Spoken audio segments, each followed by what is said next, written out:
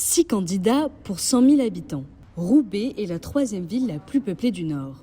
Pourtant, la population se mobilise de moins en moins aux élections municipales. Pourquoi voter alors qu'il n'y a rien qui change? C'est de pire en pire. J'irai peut-être voter, c'est pas très sûr. Je vais aller voter dimanche. En 2020, comme Anaïs, ils étaient seulement 22% à s'être rendus aux urnes. Margaret Connell est élue aux élections de la ville depuis 1981. Madame peut voter.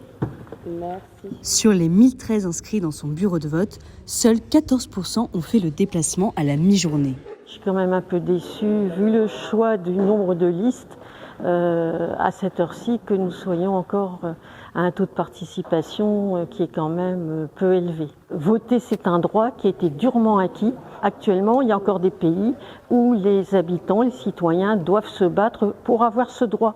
Donc c'est un droit important que nous devons tous respecter et être là au deux tours. Plusieurs raisons expliquent cette abstention croissante. Une population majoritairement jeune, issue de quartiers populaires et de confession musulmane, qui ne se sent pas concernée par les élections municipales.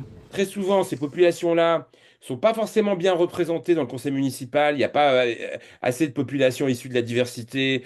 Les jeunes ne sont pas du tout un objet de préoccupation programmatique. Du coup, il y a une espèce de décrochage. Selon Rémi Lefebvre, on pourrait s'attendre à un regain de participation à Roubaix qui profiterait à la gauche pour cette première soirée électorale.